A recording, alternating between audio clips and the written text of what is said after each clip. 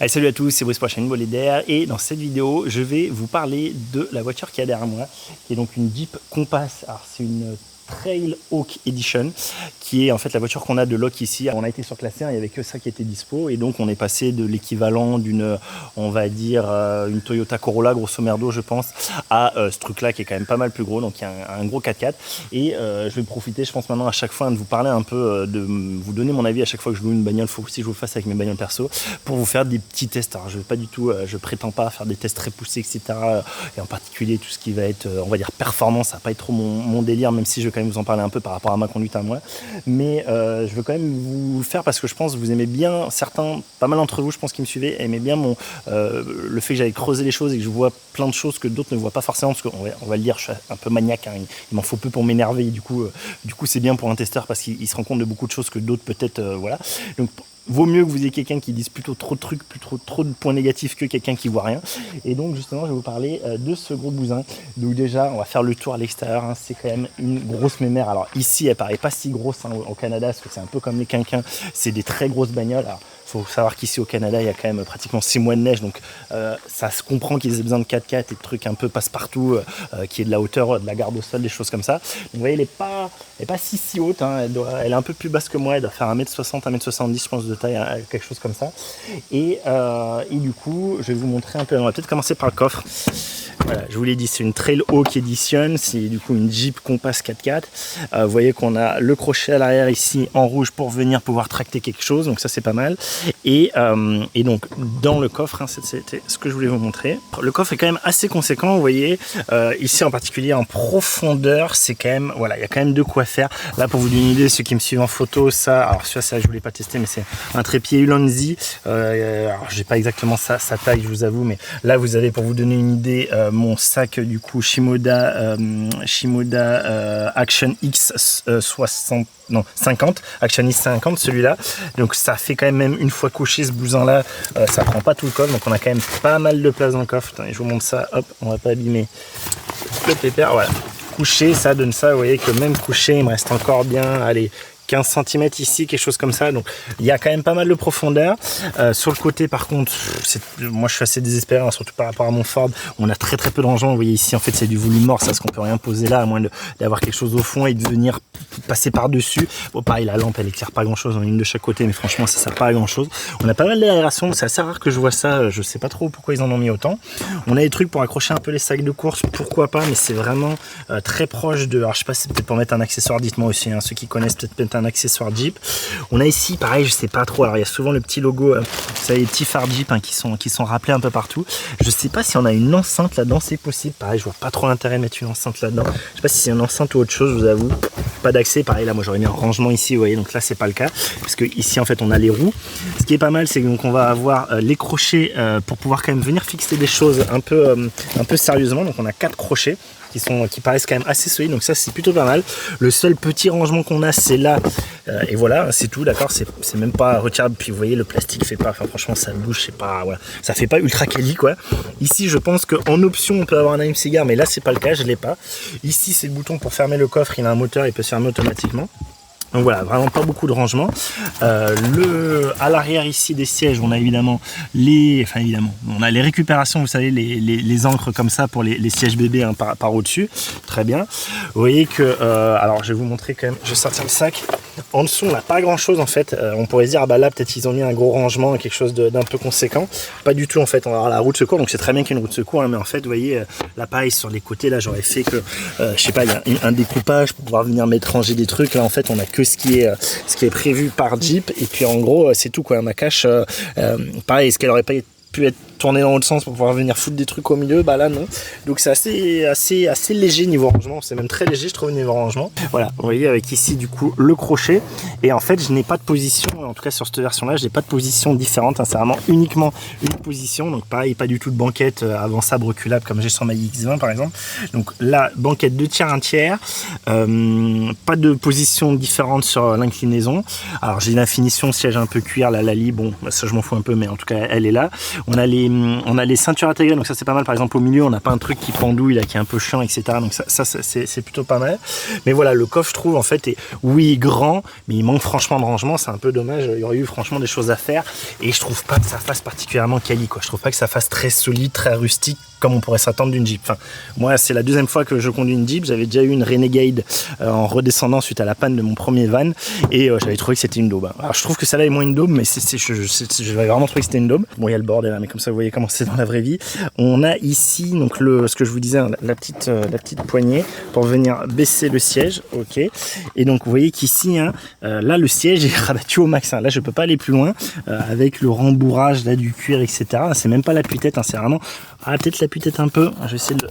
Non, c'est ça, hein, voilà. Donc vous voyez déjà, il est pas vraiment posé, il est toujours un peu en train de bouger et on n'a pas du tout un plancher plein. C'est-à-dire que quand tout est rabattu, en fait, on a peut-être allé 5-10 degrés quand même, hein. On a pas mal. Hein.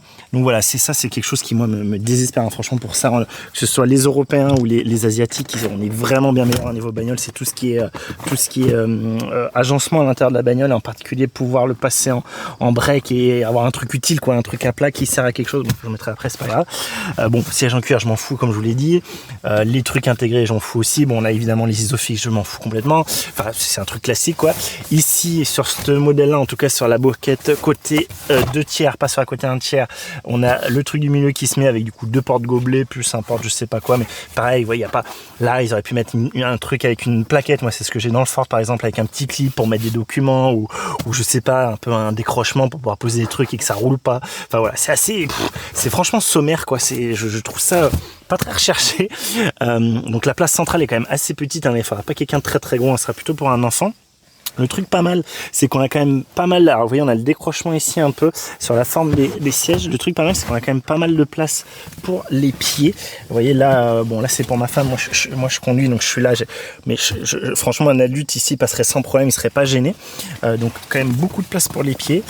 On a la petite bosse ici au milieu que par exemple j'ai pas sur la X20, donc ça c'est quand même embêtant aussi. Par contre on a pas mal de choses sur la console centrale ici avec donc une aération possible des deux côtés, d'accord. Alors je sais pas trop si là c'est fermé, là c'est ouvert, et donc après chacun peut venir jouer là. Un port USB-C, ça c'est rare, moi c'est la première fois que je vois des ports USB-C sur une bagnole. Donc port USB-C, j'ai pas fait gaffe s'il était Power Delivery celui-là, je vous avoue, je crois que celui de devant il l'est. Je vous ferai le test, je vous montrerai ça. USB-A, et on a en plus ici un allume-cigare que je n'ai pas à l'avant. L'allume-cigare je l'ai trouvé que ici, donc avec du coup moi mon chargeur allume-cigare, hein, que je prends qui me va bien. Donc voilà, avec ici bon quand même les trucs, je sais pas comment on dit, les trucs avions là, les chemises avions, avec du coup dans les portières c'est pareil, il y a très peu, mais vraiment très peu de possibilités comme rangement. Donc on va avoir ici possibilité de verrouiller la porte, déverrouiller la porte, le petit haut-parleur, la poignée, ok. Ici j'ai de quoi venir évidemment baisser, ouvrir la fenêtre avec un contrôle à l'avant, on s'en fout un peu. Là il y a un mini truc, vous voyez, ça va pile poil pour la bouteille de ma fille, mais c'est vraiment tout. Et là sur le côté, donc c'est pas évidemment des deux côtés, hein.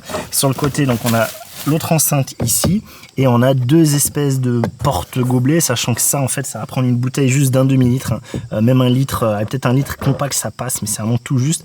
Et là vous voyez en plus donc c'est ouvert, ce qui fait que si on met un truc là il va glisser là, enfin c'est super mal branlé, franchement c'est assez nul.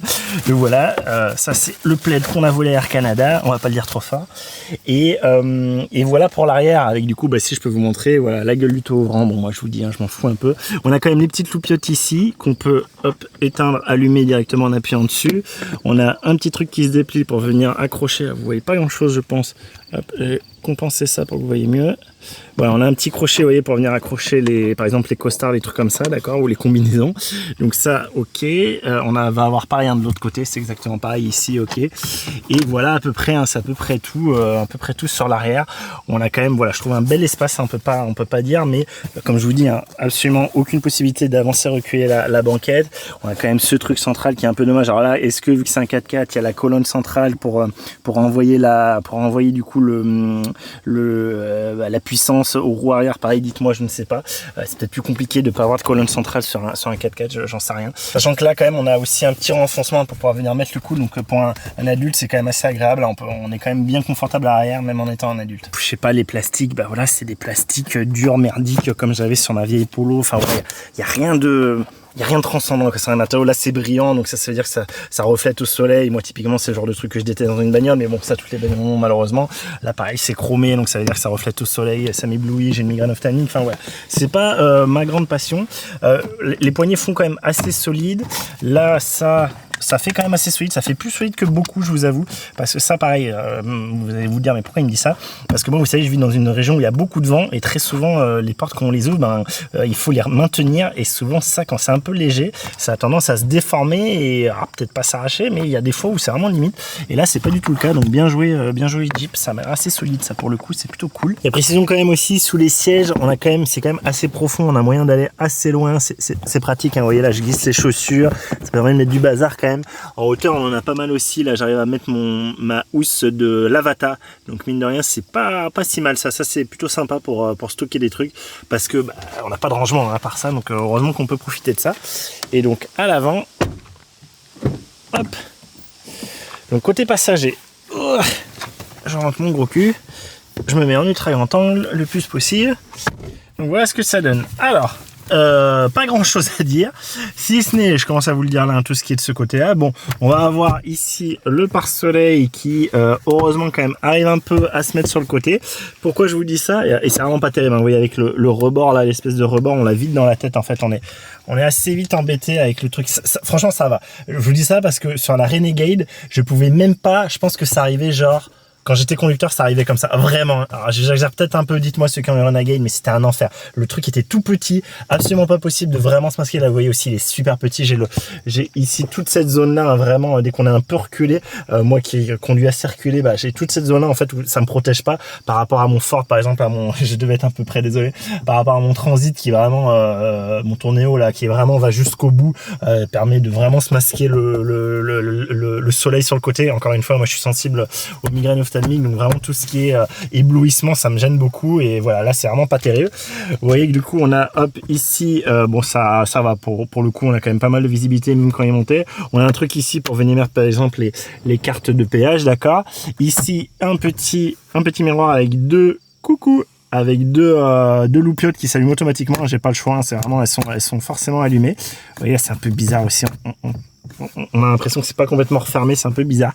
Ça, je sais pas, certainement il a là possibilité de s'accrocher ici pour quand baisse ta culotte, c'est toi qui pilote, qui fait un peu trop peur. Avec, vous voyez, un truc qui revient, hop, tout doucement. Je vais essayer de vous éclairer ça mieux. Hop, voilà. Vous voyez ici, hop, ça remonte tout doucement.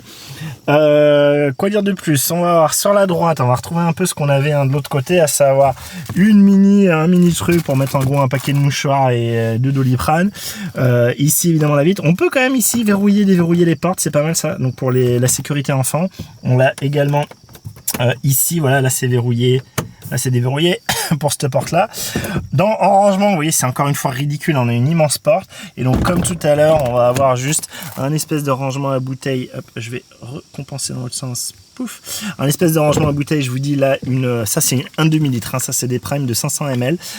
Paf, je vous montre ça, c'est où que c'est dit, voilà, 500 ml. Ce truc là rentre tout juste, hein, d'accord. C'est à dire qu'un litre, en ayant un truc un peu compact, ça doit passer, mais même en largeur, on a très peu de place. Franchement, c'est assez ridicule.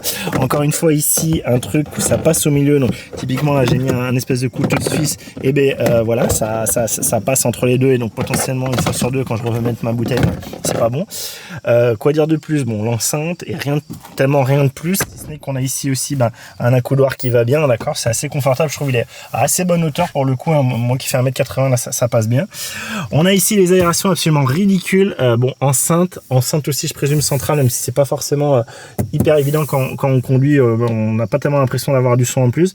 Donc ici l'aération sur le côté, l'aération du pare-brise qui, vous voyez, donc ne va pas jusqu'au bout, hein, comme souvent maintenant. J'aime pas trop ça, moi j'aimais bien quand ça faisait toute la longueur. Des fois on a des zones un peu mortes, et souvent au milieu, voilà, là aussi vous voyez, au milieu j'ai un truc un peu qui fait que souvent ici on risque d'avoir des zones mortes. Bon, là c'est pas trop la saison où on a de la buée, etc., donc j'ai pas trop pu tester. Là, absolument ridicule, ça c'est votre zone d'aération sur le côté. Vous avez ici la centrale qui est pas tellement plus grande, donc vous voyez ici, moi je mets mon support à smartphone, hein, j'ai toujours ce type de support qui vont très bien. Pour le coup, ça s'accroche bien ici, il n'y a pas de souci. Ici fermé, ici ouvert.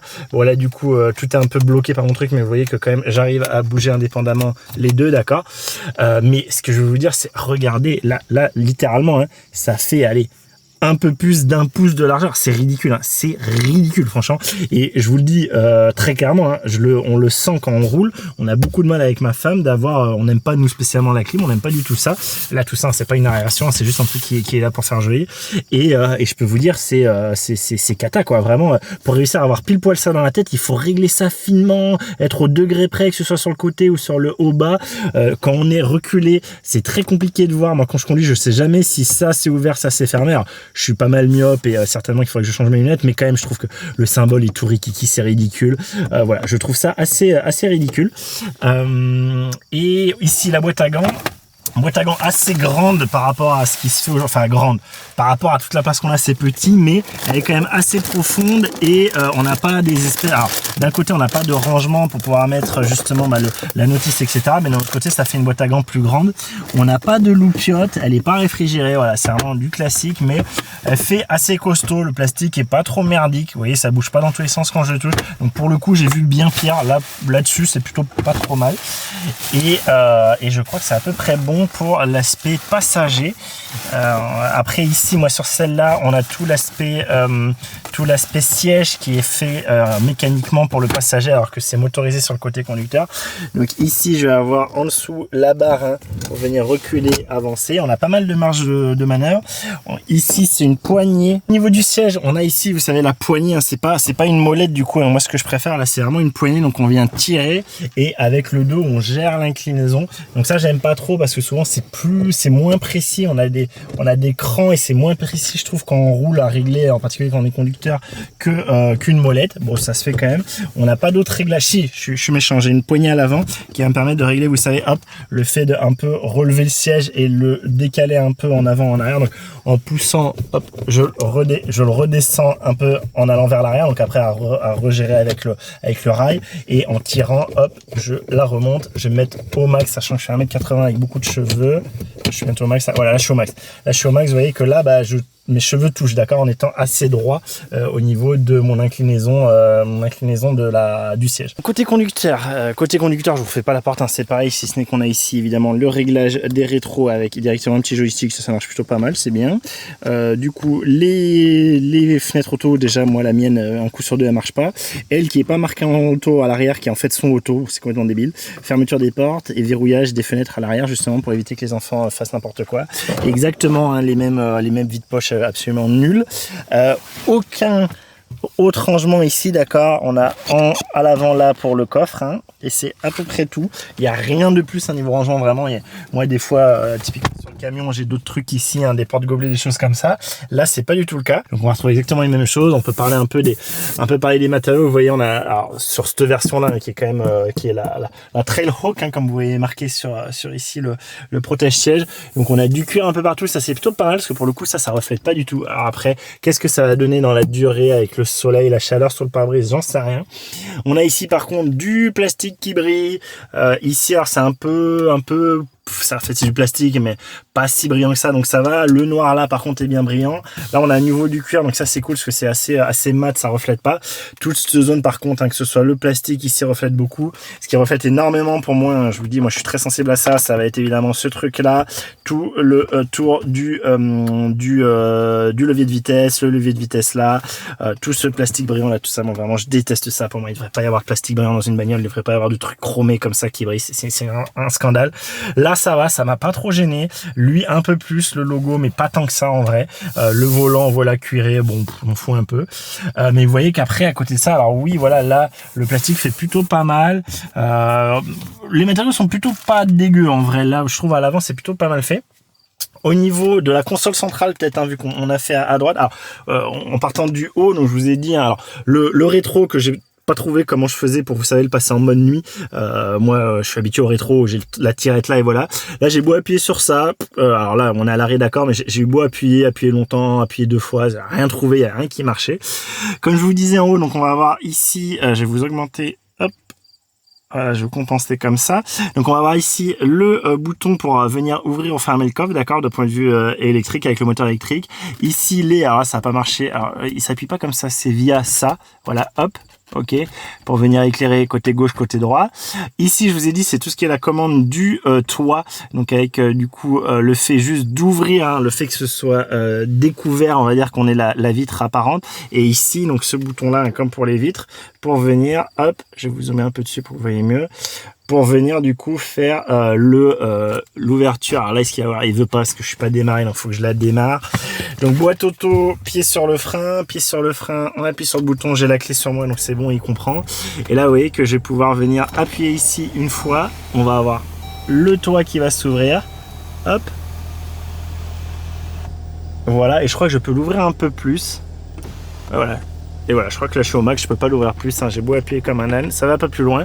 Et donc je peux le refermer comme ça. Et sachant qu'il y a un autre truc, c'est quoi déjà? Ah oui, ça c'est pour faire quoi?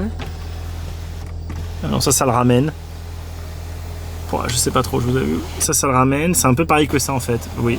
En fait on a deux touches, peut-être si j'appuie un seul coup ça le fait. Donc là il se rouvre, hein, je le rouvre. Cette espèce de truc, je sais pas trop à quoi ça sert, ça se lève et il y a cette espèce de pare-mouche là, pareil, dites-moi en commentaire si vous savez. Peut-être si j'appuie un coup sur ça, bah non. Et que je fasse ça, ah si là ça le fait en auto, alors que l'autre faut que je reste appuyé, bon pourquoi pas. Puis il va se refermer, ploc, hop, et voilà. Et donc ici hein, du coup pour venir fermer, donc en tirant comme ça, là il va venir je pense à moitié en ayant fait le auto. Ah non il sort mon entier là. Si par contre si je lui redis de s'ouvrir, en auto là, il va s'arrêter à la moitié. Voilà, il faut que je rappuie, hop, il va retourner jusqu'au bout. Ok, bon, voilà, ça je m'en fous vraiment, c'était juste pour vous montrer comment ça marchait. Et je vais arrêter du coup le bousin parce que c'est insupportable d'avoir cette bagnole qui tourne. Je sais pas si vous en rendez trop compte avec le micro du coup, mais elle fait un boucan à l'arrêt, mais c'est insupportable. Je l'arrête. Ce que je peux vous dire, c'est que ici derrière, on a quand même possibilité de paumer des trucs. Pourquoi je vous dis ça? Il y avait des gens typiquement avant nous, hein, clairement. On s'en est rendu compte très tard. On s'en est rendu compte peut-être au bout de 3 jours. En fait, dans un virage, j'ai vu, hop, ça qui dépassait comme ça, et j'ai fait mais qu'est-ce que c'est ça? Et en fait c'était des lunettes qui avaient été laissées là et donc perdues hein, très clairement parce que bah voilà on pose un truc derrière et on l'oublie, donc ça c'est un peu mal fait je trouve. Voilà, ça on y viendra après pour voir l'écran exactement comment il fonctionne. On a en dessous de ça donc tout ce qui est on va dire l'aide à la conduite. On va avoir l'autodémarrage, alors ça j'ai eu beau le mettre sur off, on, ça change rien pour moi. Comment on appelle ça, le SP, c'est ça le SP il me semble. Ça c'est vous savez le truc anti-franchissement de ligne qui nous avertit, ça je mets en off parce que c'est un enfer, je déteste ça. Les warnings au centre. Le radar de parking qui marche plutôt bien, on a vraiment l'indication. Là, je pense que c'est une option pour avoir un bouton en plus. Je ne l'ai pas. Comme je vous ai dit, les 2 aérations au milieu, c'est ridicule. Le bouton on que vous voyez depuis le poste de conduite, en fait, on le voit pas. Hein, pareil. Comparé, moi je compare à celle que je connais bien qui est ma Yaris hybride du boulot. Bah là vous voyez le bouton on, faut le chercher quoi, faut vraiment aller le chercher sur le côté pour voir où il est. Donc c'est un peu mal fait, bon c'est pas très grave parce qu'en vrai on n'a pas besoin de le voir spécialement, mais voilà je vous le dis. En descendant là on va avoir donc ce qui est volume, arrêt et est-ce que je peux vous montrer un peu, je vous montre juste après, attendez, je vous montre la console d'abord. Donc ici du coup le volume, le fait de pouvoir le mettre directement en mute hein, pour arrêter le son. À droite ça va être tout ce qui va être donc sur l'extérieur, ça va être aussi du coup tout ce qui est on va dire console centrale, haut-parleur, etc.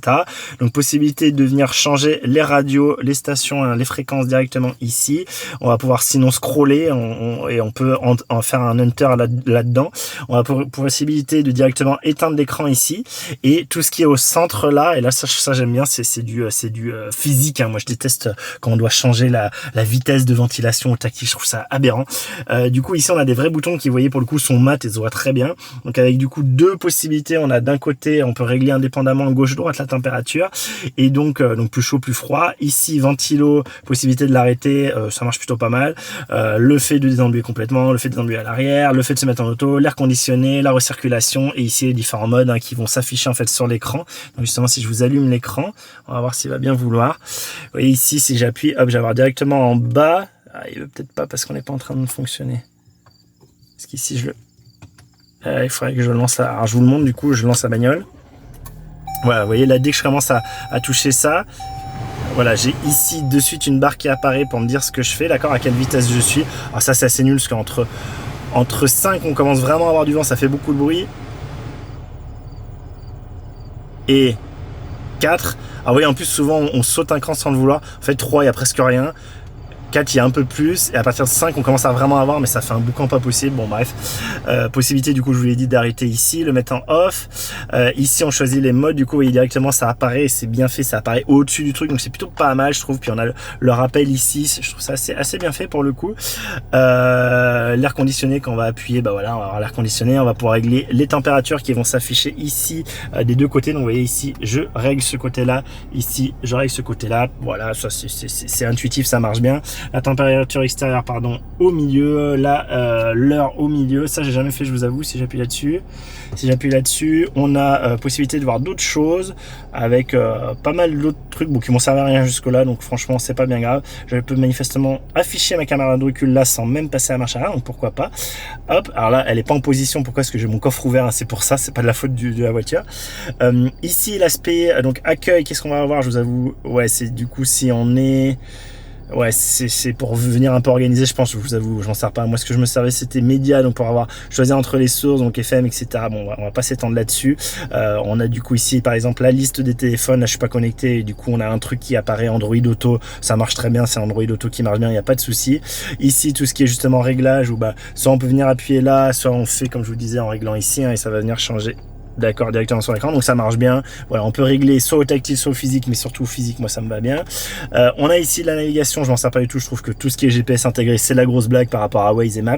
Les téléphones qu'on peut gérer ici, les véhicules, où là on va avoir quelques réglages comme bah, la langue, la luminosité d'écran, j'ai dû la baisser parce que m'éclater les yeux en plein jour. Voilà, on a quelques petits réglages quand même assez bien vus, et un truc qui était bien vu, c'était dans le réglage des médias. Dans média, donc on a les réglages audio avec par exemple la balance qui est plutôt bien faite. On vient directement se dire, vous voyez, on appuie directement où on veut la mettre, et ça marche très bien. Donc là voilà, elle est centrée. Un égaliseur, j'ai eu beau mettre moi qui aime bien les basses, j'ai eu beau mettre les basses au plus bas, je trouve que j'ai encore beaucoup de basses, hein, sur la radio, je sais pas pourquoi. Donc vous voyez, j'ai vraiment essayé de faire que j'ai moins de basses et plus d'aigus et tout, et même comme ça c'est compliqué. Le volume adapté à la vitesse, le surround je l'ai pas mis, le lecteur auto je l'ai pas mis, je sais pas ce que c'est, l'autoradio on je l'ai pas mis, porte éteinte je l'ai mis. Tiens, je vais l'enlever d'ailleurs parce que ça j'aime pas. Non, c'est pas ça. État radio précédent, ce que je veux c'est off pour quand, voilà. Réglage volume, et ça je trouve que c'est pas mal, c'est la première fois que je vois ça, et ça me serait vachement utile par exemple sur le camion.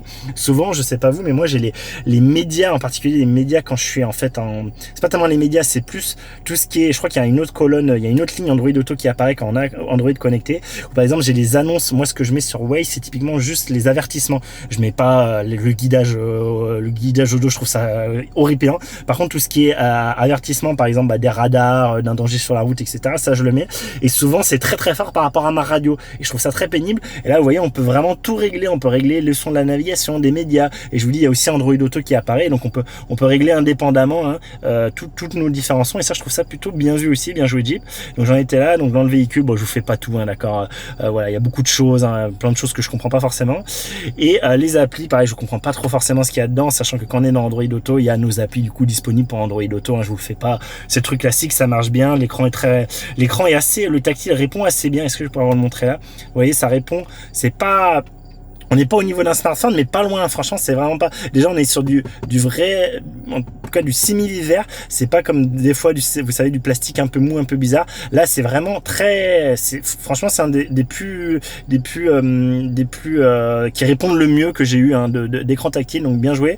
Et je trouve que voilà, la taille est bien, le truc en bas est bien, franchement c'est un peu le seul truc que je trouve bien fichu de la voiture, un des rares trucs que je trouve bien fichu de la voiture. Et voilà.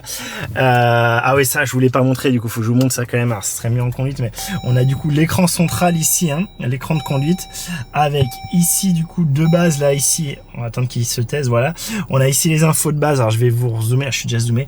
On a ici, vous voyez, bah, ça, je vais avoir la vitesse, j'ai le contour à gauche qui est pas forcément utile parce que je suis sur une boîte auto. Là il me dit attention, le coffre est ouvert, j'ai pas tout vous faire, hein, la vitesse évidemment, soi-disant qu'on peut monter à 240, j'y crois pas du tout. Et on va avoir possibilité ici avec donc les manettes ici sur le côté de venir choisir, par exemple, vous voyez là j'ai la conso, il me donne la conso moyenne, ici du coup c'est tout ce qui est, vous savez, le trip, etc. Ici j'ai pour tout ce qui est, on va regarder après, tout ce qui est 4-wheel drive, hein, du coup ce qui est 4x4. Là j'ai aucun dispositif, sinon il peut me montrer soit la radio qui est en cours, soit l'Android Auto, et puis voilà, et là je reviens au truc standard.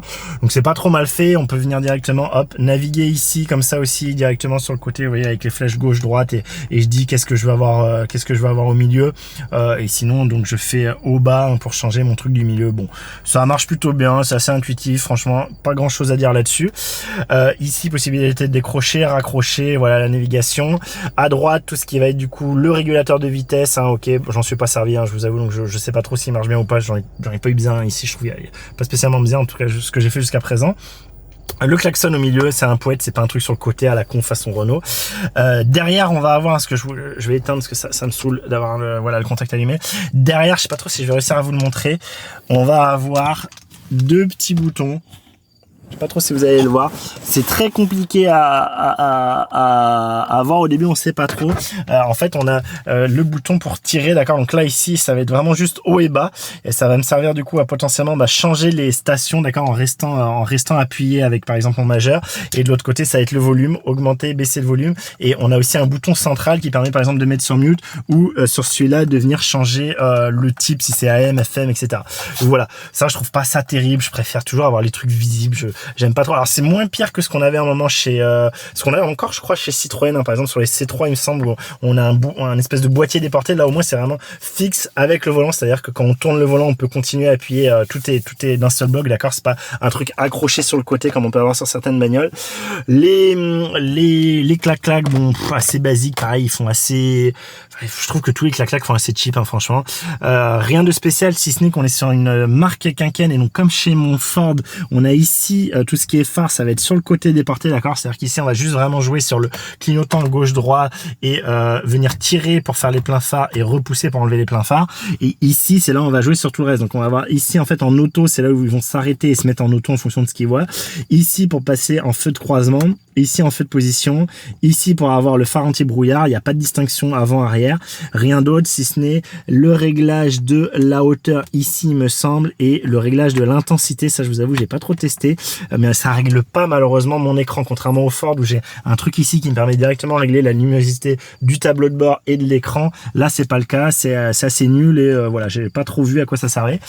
Et de l'autre côté du coup je vous ai fait la tirette de droite, la tirette de gauche. La tirette de droite, c'est tout ce qui est du coup essuie-glace, et en tout cas ici au Canada on a ce premier rond qui va servir à l'essuie-glace arrière, où en fait là il est à l'arrêt à 0, là il va être automatique un peu rapide, là il va être automatique très rapide, et en fait on va pas jouer, en fait quand on va le tirer en haut, vous voyez, c'est juste un à-coup, c'est juste pour donner un coup d'essuie-glace, d'accord. En bas on va rien avoir, vous voyez, vraiment on a juste cette position là, on n'a pas du tout de clac clac clac comme chez nous en Europe, et du coup c'est ici qu'on va jouer, donc 0, automatique pas très rapide, automatique plus rapide, lent tout le temps sans automatique, et là rapide tout le temps. Voilà, je crois que c'est dans ce sens là. Et donc pousser pour faire le pchit à l'arrière, tirer pour faire le pchit à l'avant, et voilà, pas plus. Je vous ai dit le bouton start ici, ça je vous l'ai fait. Et donc va rester la colonne centrale, donc avec ici le levier de vitesse, donc c'est une boîte auto évidemment, donc c'est pour ça que j'ai que deux pédales, d'accord. J'ai la pédale d'accélération et la pédale d'accélération et la pédale de frein.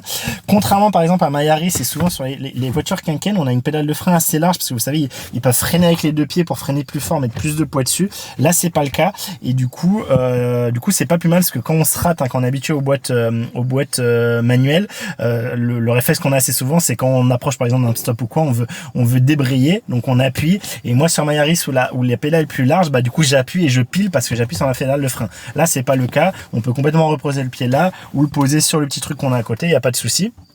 Pédale d'accélération, ça va, c'est pas un truc débile comme par exemple sur des Clio à un moment, les Clio 3 là ou les Clio 2, je me rappelle plus, il y avait vraiment au tout début il se passait rien et d'un coup on accélérait, je trouvais, bon là c'est pas du tout le cas, il y a pas de souci. Et donc ici, donc on va avoir ici un vide-poche devant assez grand, mais voilà, c'est pas non plus transcendant. Je vous ai dit les deux ports USB, et donc ici le levier de vitesse, bon il marche bien, on va avoir ici le bouton, vous savez, on appuie, là je suis pas en route, c'est pour ça que je peux pas, mais du coup pour passer les vitesses, j'ai possibilité en le décalant après à gauche même de passer manuellement mon plus-moins pour venir changer mes vitesses. J'en ai 8, je crois en tout, 8 ou 9 je crois, sachant que je suis très rapidement à la dernière, hein. Je crois qu'à 90-100 km/h je suis déjà à la toute dernière vitesse, donc c'est pas, voilà, la boîte va pas très loin. Ici le frein à main, là vous voyez il est pas mis typiquement, voilà, il était pas mis, c'est une grosse cata sur cette caisse, je sais pas. Je sais pas pourquoi. Oui, c'est parce que peut-être vu que je suis à l'arrêt, du coup il s'arrête, mais je sais pas pourquoi. Moi sur ma Yaris, en fait, dès que je me mets en P et que j'arrête la voiture, automatiquement le frein à main se met. Là c'est bizarre. Des fois il le fait, des fois il le fait pas. Des fois je dois l'enlever moi-même quand je me mets en drive. Des fois non. J'ai pas trop compris. C'est un peu bizarre. Et donc il y a une position pour le mettre, une position pour l'enlever. Là je pense que vu que je suis à l'arrêt, elle me dit rien. Je vais peut-être quand même vous le montrer. Voilà. Là vous voyez typiquement, on va voir si quand je me mets en drive. Là, vous voyez, il est parti. Donc, non, il n'est pas parti. Donc là, si j'essaie d'avancer, je peux pas. Je suis obligé de venir l'enlever en poussant. Et là, je peux avancer. D'accord. Là, ça y est, j'avance. OK. Et donc, pour le remettre, là, si je me remets... Là, je suis bloqué. Je peux mettre en parking et c'est bon. Mais sinon... Là, est-ce qu'il va se faire? Je comprends pas, en fait, pourquoi des fois, il s'enlève, des fois, il s'enlève pas. Là, il s'enlève pas. Je comprends pas. Et là, si je me mets en P et que j'arrête... Vous voyez que là, le frein à main n'est pas mis. Alors que moi, tout le temps, il se met. Voilà, je suis obligé de le mettre à la main. Là, il est mis. Ok, c'est un peu bizarre, je sais pas trop pourquoi, et donc je vais rallumer juste pour vous montrer ici, voilà. Ici, vous voyez, on a les modes de 4x4 en fait. Donc là, moi, je me suis mis en auto parce que de toute façon, je suis pas en 4x4. Là, il se débrouille, je pense qu'il est en 2 roues motrices et 3/4 du temps. On a 3 types de terrain, neige, boue, sable, rocher. Donc on peut venir changer ici directement. Vous voyez, avec le petit, du coup, la petite LED qui se met devant les trucs. Hein. Est-ce que ça boucle? Ça boucle pas. Donc on doit redescendre. Je sais pas pourquoi. Il a galéré là, je sais pas pourquoi il a... Là il clignote, je sais pas pourquoi il clignote sur Rock. Je sais pas, il met plus de temps à se mettre quand il est sur Rock. Bon voilà. Du coup moi je laisse en auto. Ici possibilité du coup de fixer les 4 roues motrices. J'ai pas pu du tout tester, hein, d'accord. J'ai pas pu du tout tester. Ici pour, je présume qu'on est en 4 roues motrices. Et vous voyez là il veut pas. Peut-être si je me mets en... Là vous voyez il veut pas.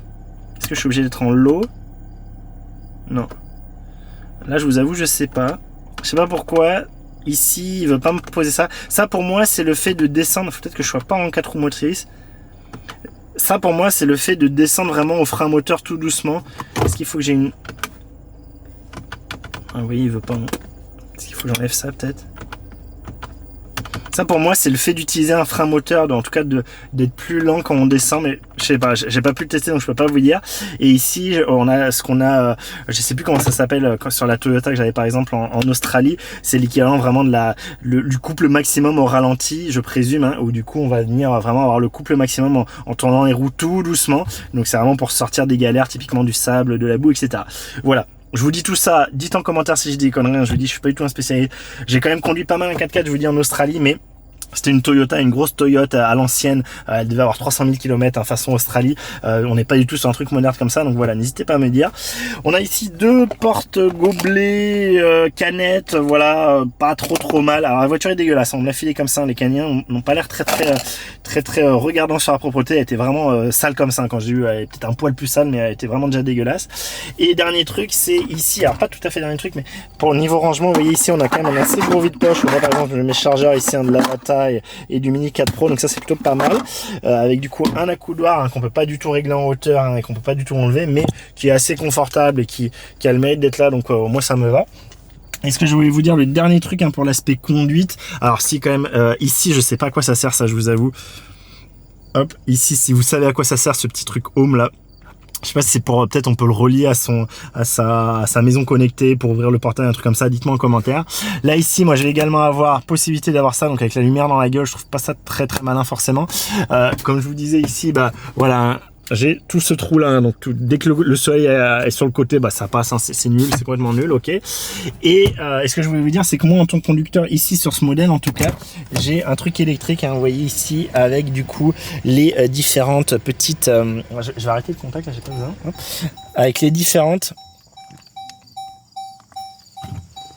lumières allumées, voilà, là il bip parce que j'ai pas éteint de lumière, voilà. Et donc vous voyez ici, je vais avoir donc là tout ce qui va être avancé, reculer le siège, monter, donc c'est monter, vous savez, l'avant du siège, hein, c'est un peu l'incliner vers l'arrière pour hop, moins tomber quand on freine, ok. Venir monter le tout, baisser le tout un peu comme l'autre, je vous ai montré avec la poignée. Je sais pas si vous avez bien vu, donc monter le tout, baisser le tout, incliner, je sais pas si vous voyez, c'est au niveau de mes jambes, ok. Ok. Ici venir du coup incliner, donc là c'est l'équivalent de ce que je vous montrais tout à l'heure, on appuie avec le dos, là c'est derrière moi que ça se passe, hop.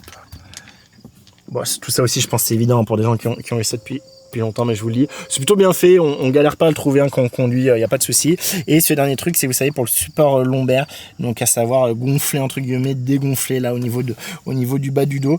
Donc voilà, tout ça marche plutôt pas mal, pas grand chose à dire là-dessus, c'est vraiment pas...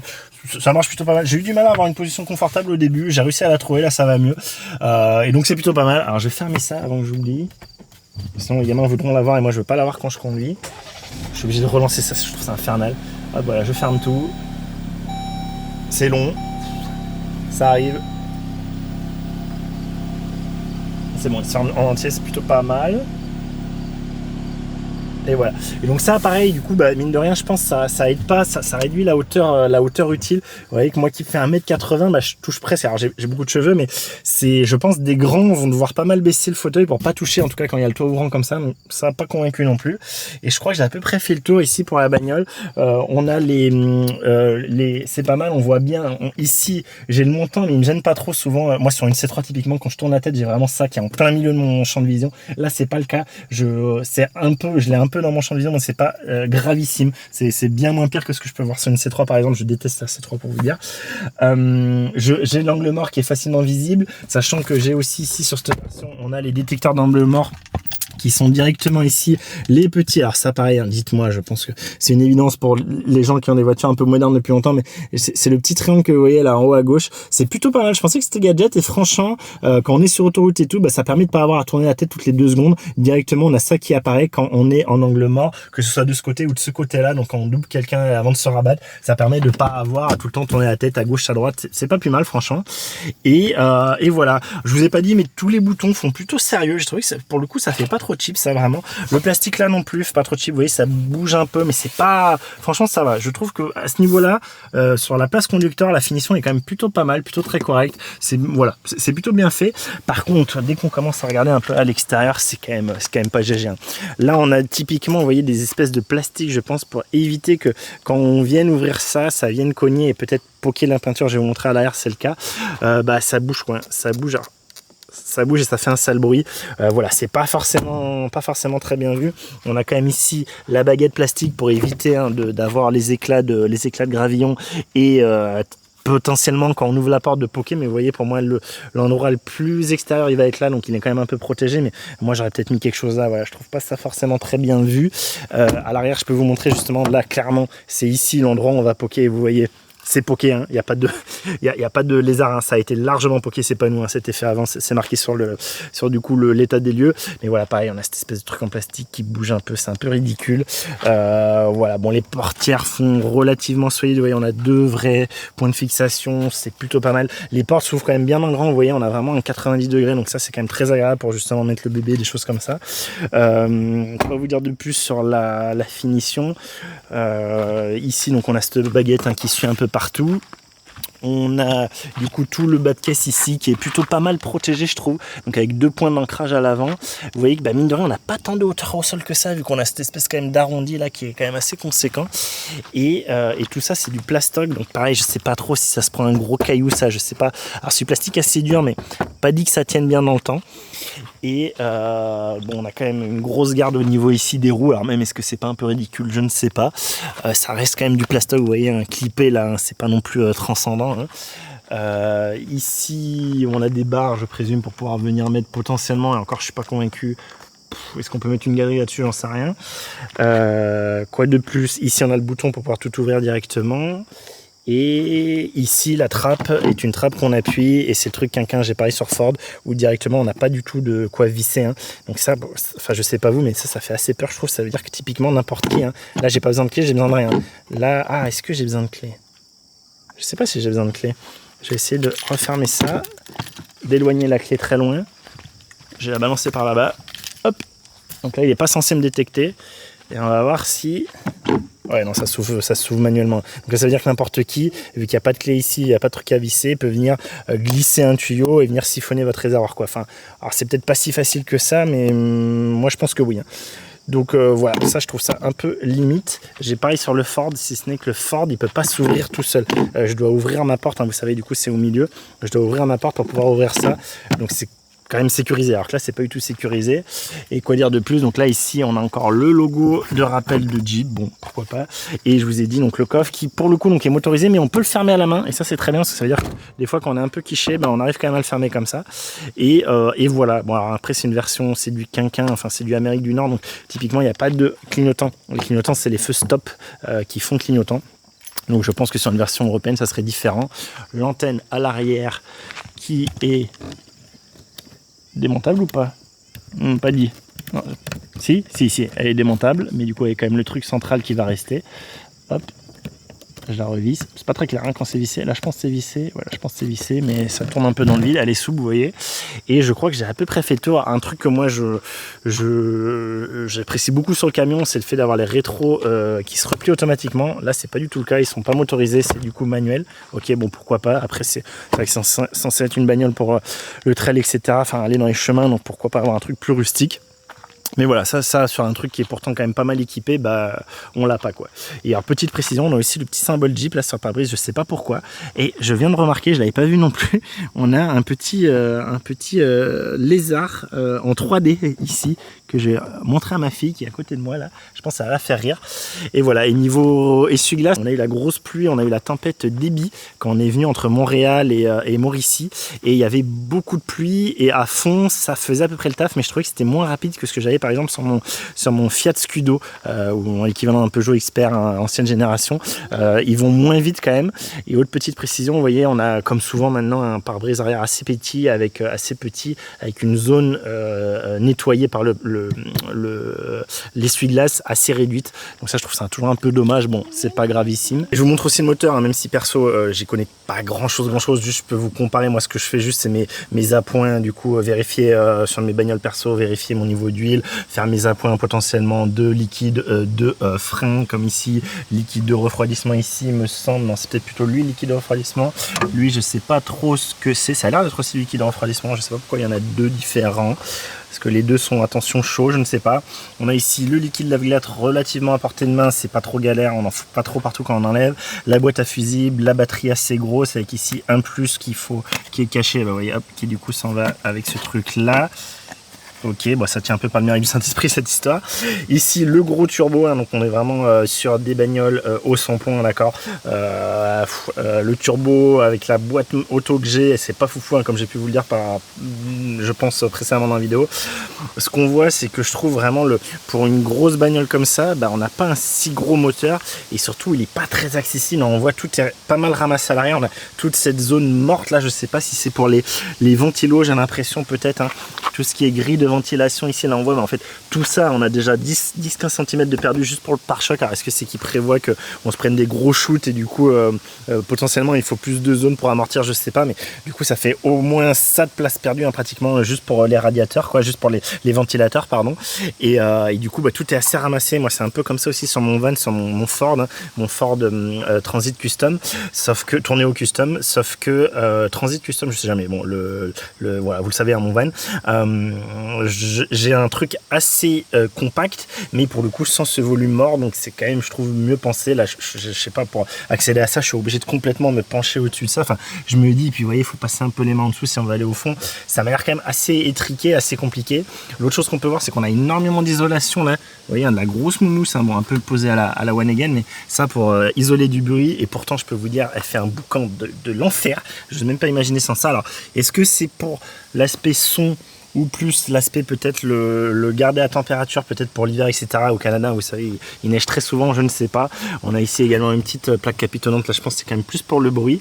Et voilà quoi, je vais pas tellement vous en dire plus. On a juste cette petite barrette hein, qui tient juste avec un bout de plastique, je trouve ça un peu léger, surtout qu'on n'a pas vraiment de clic. À moi qui pareil, ça c'est ma logique à moi, c'est que moi chez moi il y a beaucoup de vent et ça peut arriver que le capot, voilà, il se, vous voyez quand même je suis mauvaise, si vraiment il se lève, il reste à peu près bloqué, mais c'est pas forcément obligatoire. Vous avez vu, hein, 2-3 fois il est parti, voilà, donc ça je trouve ça un peu limite. Ça veut dire que potentiellement, bon là pour le coup il retombe dessus donc ça va, mais je me dis que potentiellement ça peut un peu se péter la figure. Et puis voilà, donc on a le truc habituel hein, pour venir ouvrir. Ça je sais pas trop ce que ça veut dire, et sachant que oui je ne sais pas la motorisation que j'ai, donc désolé hein, je peux pas trop vous aider ici, j'ai pas trop d'infos. Si quand même je peux vous dire c'est un 2 litres. C'est un 2 litres, par contre la puissance du bousin je la vois pas là. Je vois pas. Et je vais montrer tout de suite les lézards à ma fille. Et je vous retrouve dans la suite de la vidéo pour vous parler de la conduite. Je sais pas trop comment je vais faire, mais je vais essayer de vous montrer ça en live.